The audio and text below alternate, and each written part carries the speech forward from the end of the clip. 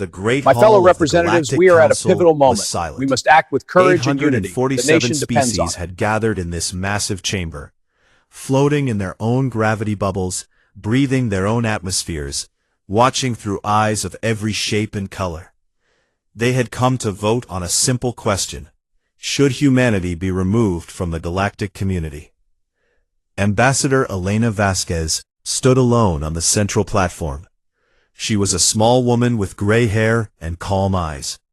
Around her, the alien delegations filled the chamber like a sea of strange and beautiful creatures. Some had scales, some had feathers, some had no physical form at all, and existed only as patterns of light. All of them were looking at her. The Speaker of the Council was a tall, insect-like being called Archon Keth. He had served in this position for 300 years. His voice clicked and buzzed as he read from the ancient scrolls of galactic law. The charges against humanity are as follows. First, the crime of spreading dangerous ideas to protected species. Second, the crime of sharing technology without proper approval. Third, the crime of refusing to accept the natural order of civilizations. Fourth, and most serious, the crime of aggressive individuality. Elena listened without moving. She had heard these charges before. She knew what they really meant. Humanity had joined the galactic community only 60 years ago. In that short time, they had made friends with species that were supposed to remain isolated. They had helped solve problems that the older races had ignored for centuries. They had asked questions that no one wanted to answer. And they had refused to stay quiet and small, the way new species were expected to behave. The vote has been counted, Archon Keth continued. 794 civilizations have voted yes. 52 have voted no. One has chosen not to vote. Earth and all human colonies are hereby banished from the Galactic Council. All humans must leave council space within one rotation of this chamber's clock. A sound rose from the assembled delegations. It was something like approval, something like relief. For 60 years, humanity had been a problem they could not solve. Now the problem was being sent away. Elena raised her hand. The chamber fell silent again. "May I speak?" she asked. Archon Keth hesitated. His many eyes studied the human woman. There was something in her face that troubled him, though he could not say what it was. "You may speak briefly," he said. Elena nodded. She looked around the chamber, meeting the eyes of species she had worked with, argued with, and sometimes helped. Many of them looked away. "I want to thank the 52 species who voted against this motion," she said. "You will not be forgotten." She paused. "I also want to thank the one species that chose not to vote at all.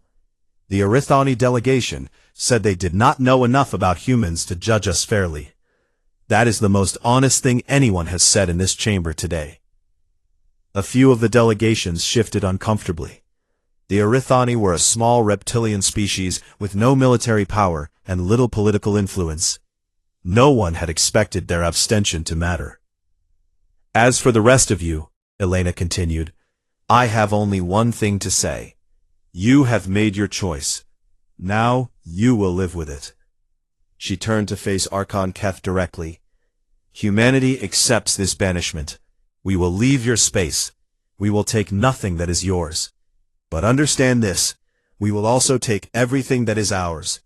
Every piece of technology we shared, every solution we provided, every improvement we made to your systems.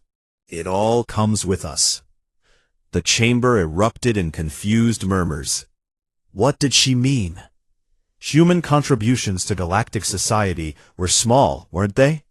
They were a young species. What could they possibly have given that mattered? Archon Keth raised a limb for silence. "You speak as if humanity has power here," he said. "You do not. You are being removed because you are disruptive, not because you are dangerous." Elena smiled. It was not a threatening smile. It was the smile of someone who knew something others did not. "We are not dangerous," she agreed. "We are simply useful. and you have just told us that our usefulness is not wanted. She stepped down from the platform. In one rotation, every human will be gone from your space. And then you will learn exactly how useful we were. The delegations watched as she walked toward the exit. Some of them felt a strange cold feeling in their bodies, a sensation they could not name. It felt almost like fear, but that made no sense. What was there to fear from a small, young species that had just been defeated? Outside the great chamber, Elena's team was waiting for her. Her assistant, a young man named David Chen, fell into step beside her. "How bad is it?" he asked. "As bad as we expected," Elena replied. "Almost 800 votes against us." "So we're really doing this? The full withdrawal?" Elena stopped walking. She looked back at the massive building behind them, the center of galactic civilization for 12,000 years. "They had 60 years to learn who we are," she said. "They had 60 years to see what we could offer. Instead, they chose to see us as a threat. They chose to push us out rather than understand us." She started walking again. "So yes, David, we're doing this. Full withdrawal. Every improvement we made, every system we touched, every problem we solved, we take it all back. And then we go dark." David was quiet for a moment. "Some of them will suffer," he said. "Some of them don't deserve what's coming." "I know," Elena said. Her voice was soft. "But this is the only way they'll learn. Words don't work with the Council. Only actions. Only consequences." They reached their ship, a small vessel that looked primitive compared to the grand cruisers of older civilizations. But looks could be deceiving. Everything about humanity could be deceiving. As the ship lifted off, Elena looked down at the Council world one last time. "How long do you think it will take?" David asked. "For them to realize their mistake? A few months. For them to admit it? Years, maybe decades. And what do we do until then?" Elena leaned back in her chair and closed her eyes. "We wait, we build, we grow stronger. And when they finally come to us, begging for help, we'll be ready. Ready to forgive them?" Elena's eyes opened. There was something old in her gaze, something that remembered every insult, every dismissal, every time humanity had been told to know its place. "Ready to make them understand," she said, "that humanity plays by its own rules, and those rules are about to change everything." The ship broke through the atmosphere and jumped into faster-than-light travel. Behind them, the Galactic Council continued its business, confident that they had solved the human problem. They had no idea what was coming. The withdrawal began immediately. Across 47 star systems, human ships powered up their engines. Human workers packed their belongings. Human scientists shut down their laboratories. Human doctors said goodbye to their patients. Everything moved with perfect coordination, as if humanity had practiced this moment 1,000 times. Counselor Myreth of the Villani Collective watched from her office window as the human embassy in her system went dark. The building had been there for 30 years. In that time, the humans had become part of daily life. They traded in the markets. They taught in the schools. They helped in the hospitals. Now they were leaving, and they were taking everything with them. "This is wrong," Myreth said to her assistant. "We should not have voted for this." Her assistant, a young Villani with bright blue scales, looked uncomfortable. The council decided. "We must accept the decision." "The council was afraid," Myreth replied. "Fear is not wisdom." She watched as the last human transport lifted off from the surface. The ship rose slowly, almost peacefully, and then vanished into the darkness of space. Within 70 hours, it was as if humanity had never existed in council space. The first sign of trouble came from the hegemony of Yisar. The Yisari were one of the oldest civilizations in the galaxy. They had built the original navigation network that allowed ships to travel safely between stars. Their technology was the foundation of galactic trade. But 30 years ago, a young human engineer had offered to help improve their system. The Yisari had agreed, thinking the improvements would be small. They were wrong. The human had redesigned their entire network, making it faster, safer, and more efficient than anyone had imagined possible. And the improvements had gone with him. 17 ships lost in 3 days. The Yisari Prime Minister reported to the Council. Our navigation systems are failing. We cannot understand the old algorithms anymore. The human made them too complex for us to maintain. Archon Keth listened with growing unease. Surely your scientists can reverse engineer the improvements. We have tried. The human did not just improve our system, he rebuilt it from the foundation. To remove his work would mean destroying everything and starting over. It would take decades. This was just the beginning.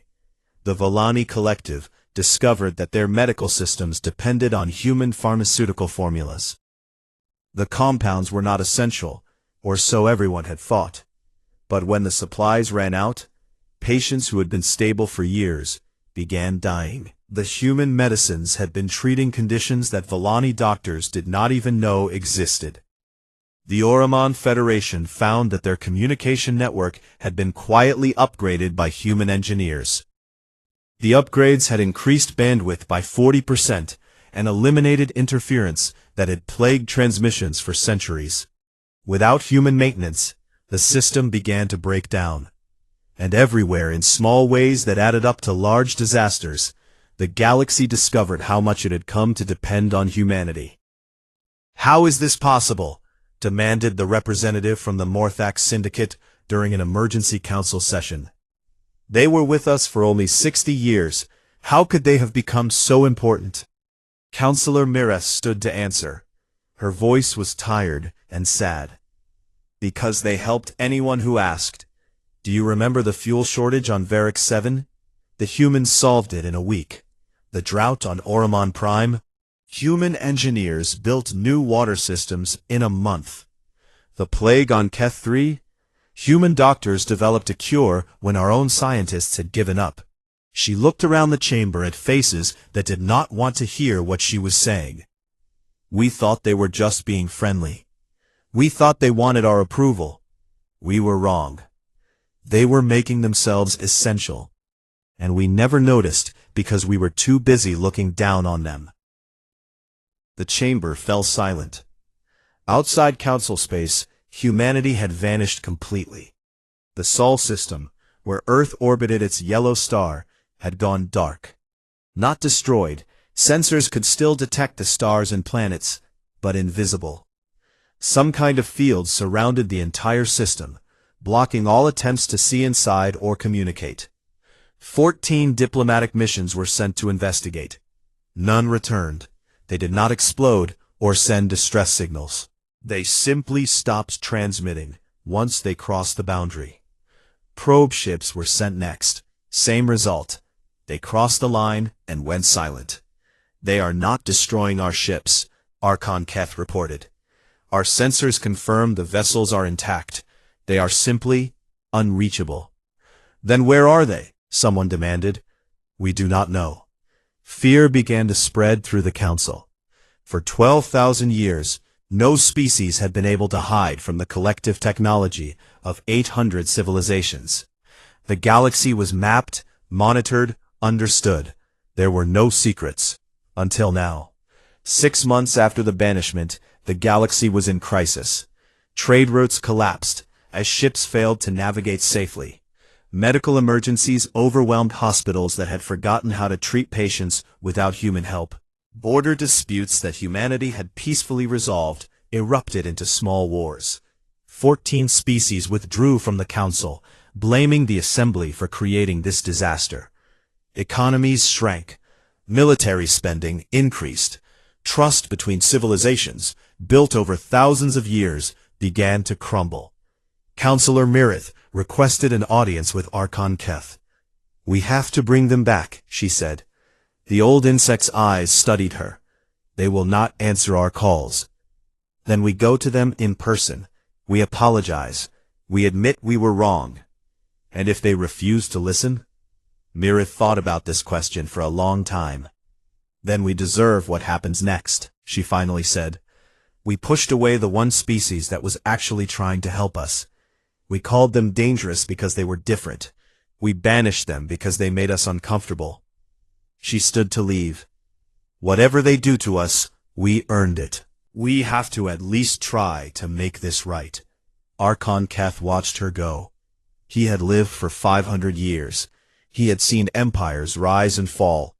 He had watched species destroy themselves through pride and fear. He had never seen anything like humanity. In his private chambers he pulled up everything the Council knew about human history. Their wars, their art, their science, their philosophy. He had read these files before, but now he read them differently. One phrase caught his attention. It was from an old human book, something written thousands of years before they discovered space travel. Those who do not remember the past are condemned to repeat it. Archon Keth sat alone in the darkness, surrounded by the glow of dying systems and failing networks. For the first time in 300 years, he was afraid. Not of what humanity might do to the Council, but of what the Council had done to itself. 1 year to the day after the banishment vote, the message arrived. It did not come through normal communication channels. It did not travel through space like other signals. It simply appeared on every screen, every display, every device in Council space, all at the same moment. The greatest scientists in 800 civilizations would spend decades trying to understand how humanity had done this. They would never succeed. The message was a video. Ambassador Elena Vasquez sat in a simple wooden chair. Behind her, through a large window, the blue and white sphere of Earth hung in the darkness of space. She looked older than she had a year ago, but her eyes were sharp and clear. Members of the Galactic Council, she began. 1 year ago, you voted to banish humanity from your community. We accepted your decision. We left your space. We took our contributions with us. We asked for nothing in return. She paused, letting the silence carry weight. This was not revenge. This was respect for your right to make your own choices. You chose to remove us, and we honored that choice. Across the galaxy, billions of beings watched, some in fear, some in hope, some in shame. But now, Elena continued, you have begun sending ships to our borders. You have tried to break through our defenses. You have demanded, begged, and threatened. Before any further contact happens, I am speaking to you on behalf of all humanity to make our rules clear. The screen changed to show a simple document. 5 rules, written in plain language that any species could understand. Rule 1, Elena's voice read aloud. Humanity will never rejoin the Galactic Council. We will work with individual civilizations on our own terms, through agreements made between equals. Your collective judged us unworthy. We will not ask you to change your mind. In the council chamber, delegates shifted uncomfortably. They had hoped humanity would eventually come back, would forgive and forget. This first rule destroyed that hope. Rule 2. Any civilization that wants to have relations with humanity must formally admit, forever and publicly, that the banishment was unjust. This is not something we will negotiate. It is a requirement. Murmurs spread through the chamber. This was humiliating. It was asking the great civilizations of the galaxy to admit they had been wrong about a species barely 60 years into space travel. Rule 3. Humanity will share all of our advances, medical, technological, scientific, with any species that asks for help. We will charge nothing. We will attach no conditions. But we will remember who stood with us, who stood against us, and who said nothing. This rule was different. This was generosity, but generosity with a memory. The message was clear. Choices have consequences, and humanity would not forget. Rule 4. If any council vessel enters human space without a direct invitation, we will treat it as an act of war. Elena's voice remained calm, but there was steel underneath her words. We have spent 60 years studying your civilizations. We know how you think. We know how you fight. We know what you fear. We have prepared for every possibility. Do not test us. In military command centers across the galaxy, admirals and generals exchanged worried glances. Humanity had always seemed peaceful, almost passive. They had never threatened anyone. But this rule suggested that their peacefulness was a choice, not a weakness. Rule 5. These rules will never change, not in 100 years, not in 1,000 years. Humanity has a long memory, and we have learned patience. The document faded, and Elena's face filled the screen again. She smiled, but it was not a warm smile. It was the smile of someone who had been underestimated for the last time. I want to be clear about something, she said. We are not angry. We do not hate you. We understand why you feared us. We were different from anything you had seen before. We asked questions you did not want to answer. We refused to accept the place you assigned us. She leaned forward slightly. But here is what you need to understand about humanity. We learn. It is what we do. It is what we have always done. You taught us that the galaxy respects power and age and hierarchy. Very well. We are young, but we are no longer weak. We are not part of your order, but we are not outside of it either. We exist in the space you created when you pushed us away. She stood up from her chair and walked to the window, looking out at Earth. The 52 species that voted against our banishment will find us to be the best friends they have ever had. The Arithani, who refused to vote because they did not know enough about us to judge fairly, they have already received our first invitation to visit Earth. They will be welcomed as honored guests. She turned back to face the camera. As for the rest of you, the 794 civilizations that voted to throw us out, our door is not closed. But you will have to knock. You will have to admit you were wrong. And you will have to accept that the relationship will be different from what it was before. The image began to fade. We are not your children. We are not your students. We are not your subordinates. And from this day forward, we play by our own rules. The screen went dark. In the council chamber, no one spoke for a long time. The weight of what they had just witnessed pressed down on everyone. Counselor Myrith was the first to break the silence. Well, she said quietly, I think we know where we stand. Archon Keth's many eyes blinked slowly. In 500 years of life, he had never felt so completely outmaneuvered. The humans had not threatened war. They had not demanded wealth or territory. They had done something far more effective. They had offered everything the galaxy needed, medicine, technology, help, and made clear that the price was simply admitting the truth. It was brilliant, it was devastating, and there was no defense against it. What do we do now? Someone asked. No one had an answer. In the weeks that followed, the first cracks appeared in council unity.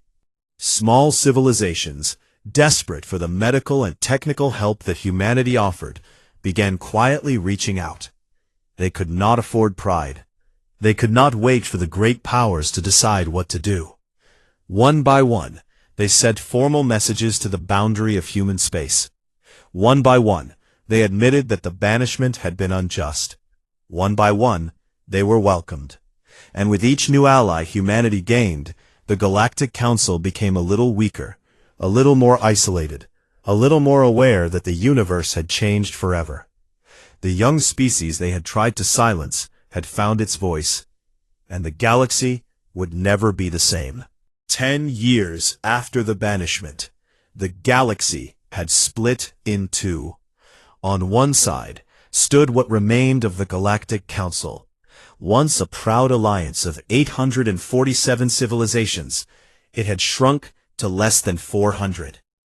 The great powers still clung to their pride, refusing to admit they had been wrong about humanity. But their refusal came with a heavy price. On the other side was something new.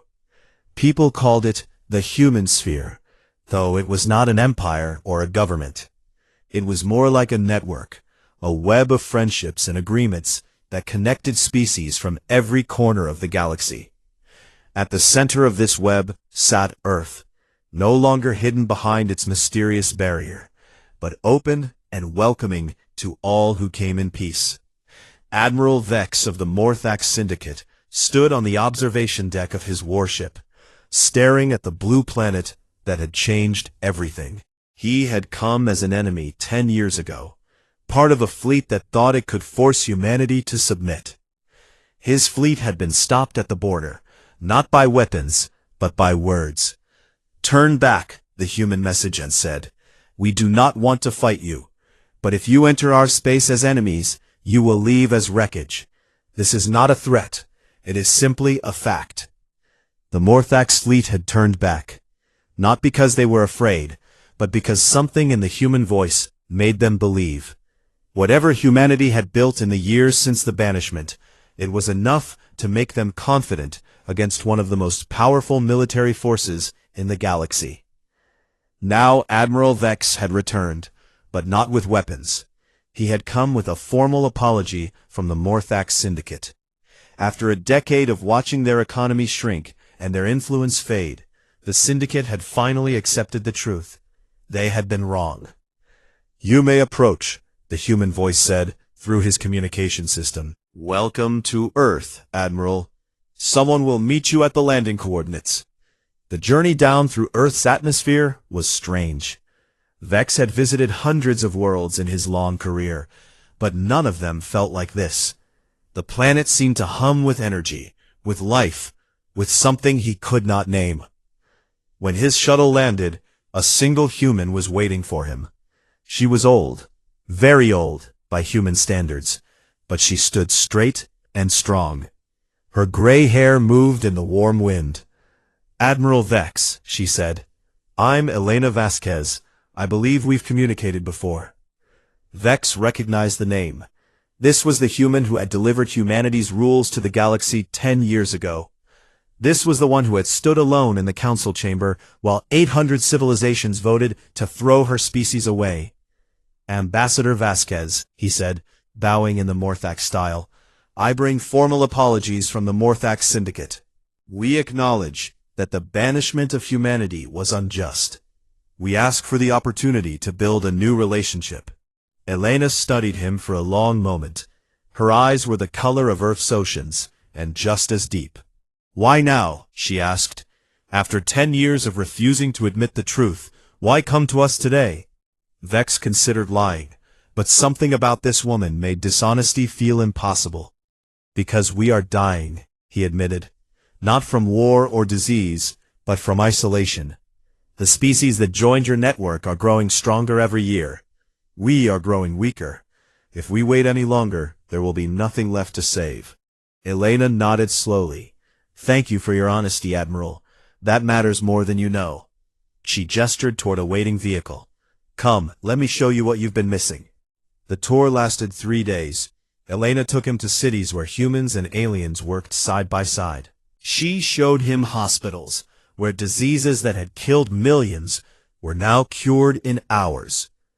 She introduced him to schools, where children of a dozen species learned together. But most importantly, she showed him the network.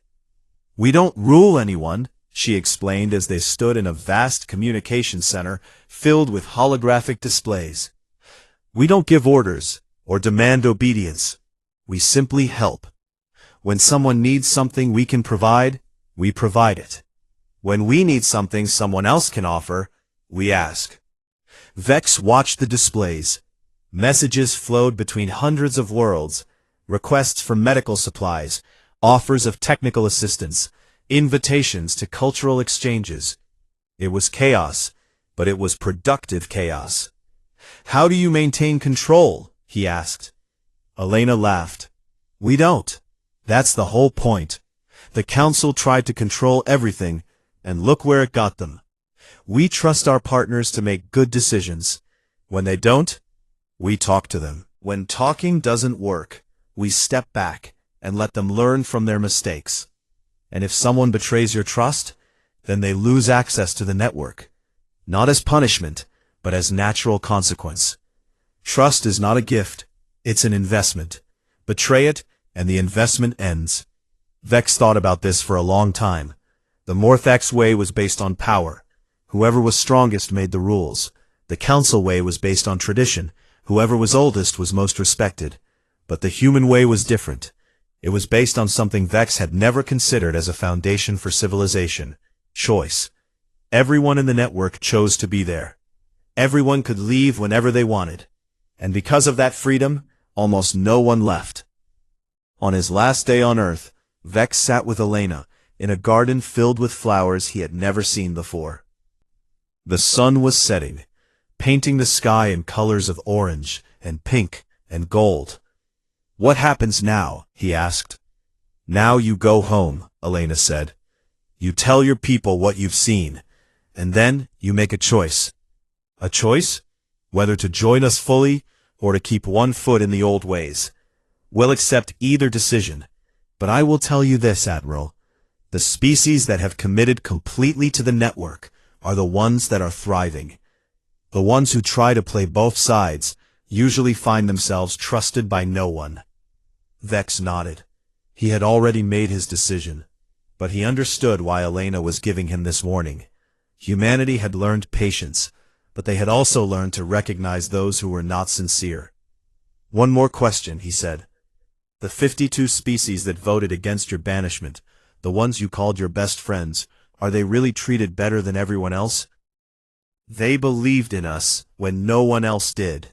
They risked their reputation to stand up for what was right. How could we ever forget that?" She stood up and offered her hand in the human style. "Loyalty is a two-way street, Admiral.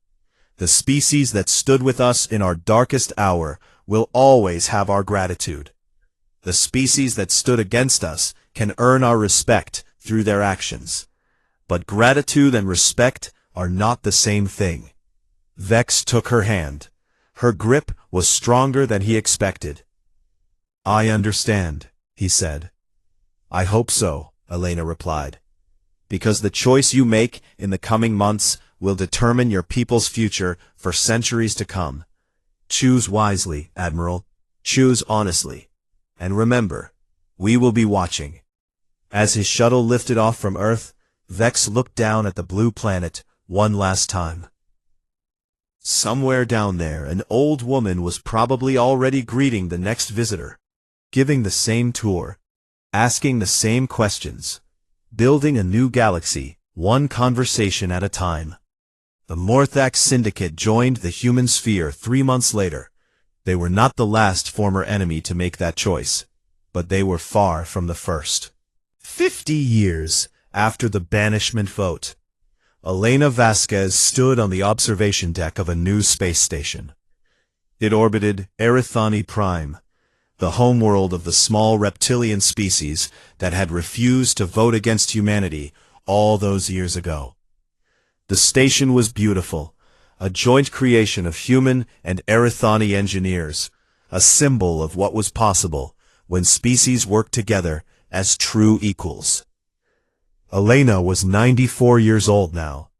Her hair had turned completely white, and her body moved more slowly than it once had. But her mind was as sharp as ever, and her eyes still held that calm certainty that had frightened the Galactic Council half a century ago. Beside her stood Counselor Seraph, the Erithani ambassador who had become one of her closest friends. His scales had faded from bright green to a softer gray with age, but his voice remained strong. 90%, he said quietly. Elena raised an eyebrow. 90% of what?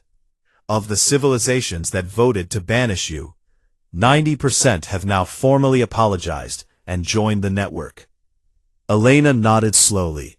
She had stopped keeping count years ago, but the number did not surprise her.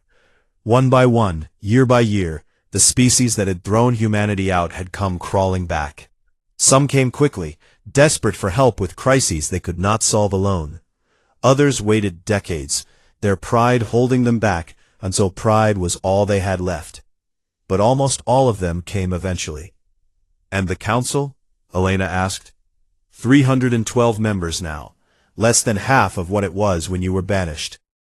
Sareth's eyes showed something like satisfaction. They still refuse to dissolve, but everyone knows it's just a matter of time. Elena looked out at the stars. Somewhere out there, ships were flying along routes that humanity had helped design. Doctors were treating patients with medicines humanity had helped develop. Engineers were building structures using techniques humanity had shared freely with anyone who asked. The galaxy had changed, and humanity had changed it, not through conquest or domination, but through something far more powerful. They had made themselves necessary. A young human officer approached them, tablet in hand. Ambassador Vasquez, we've received a request from the Keth Dominion. They're asking for a formal meeting. Elena and Sareth exchanged glances. The Keth Dominion had been one of the founding members of the Council. Archon Keth, the speaker who had pronounced humanity's banishment, had died 30 years ago, but his successor had continued to resist any contact with humanity.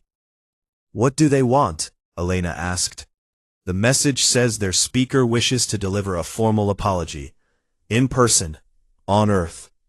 Elena closed her eyes for a moment. The Keth had been instrumental in the banishment. They had led the movement against humanity, spreading fear and suspicion wherever they could. For 50 years, they had remained the most powerful voice, insisting that humanity was dangerous. And now, they wanted to apologize. Tell them, Elena said slowly, that humanity accepts their request. They may send one ship, carrying only their speaker and necessary staff. They will be received with respect and courtesy. The officer nodded and left to send the message. Sareth turned to Elena with curiosity in his ancient eyes. You seem troubled. Is this not what you wanted? It is, Elena admitted, and it isn't. She walked to the window and pressed her hand against the cold glass. 50 years ago, when we left Council space, I thought I knew what we were doing. I thought we would teach them a lesson, make them understand the value of what they had thrown away. And we did. So what troubles you? Elena was quiet for a long time before answering. I wanted them to learn. I wanted them to grow. I wanted them to become better. She sighed. But some of them, maybe most of them, they haven't learned anything. They're just afraid. They see our network getting stronger, while their council gets weaker. They're not apologizing because they understand they were wrong.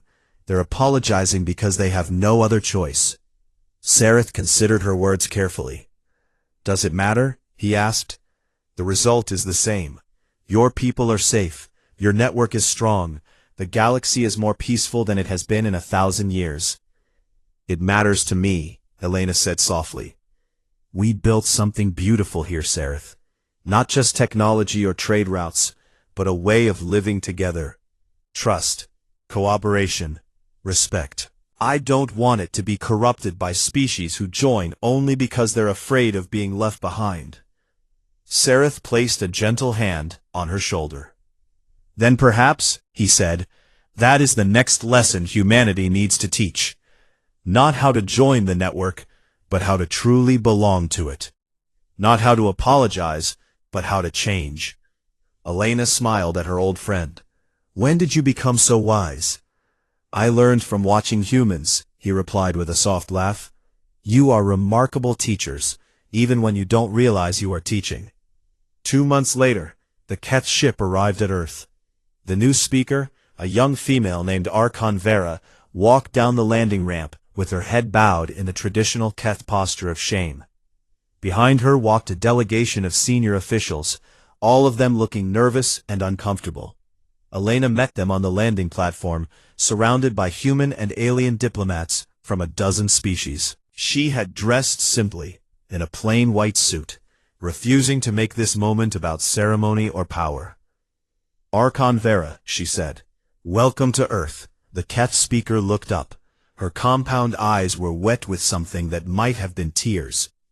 Ambassador Vasquez, she said, her voice clicking with emotion. On behalf of the Keth Dominion, and on behalf of my predecessor who is no longer able to speak for himself, I offer our deepest apologies. The banishment of humanity was unjust. It was wrong. We knew it was wrong at the time, and we did it anyway. There is no excuse. Elena listened in silence. When the Archon finished speaking, she stepped forward and did something that surprised everyone. She embraced the Keth leader.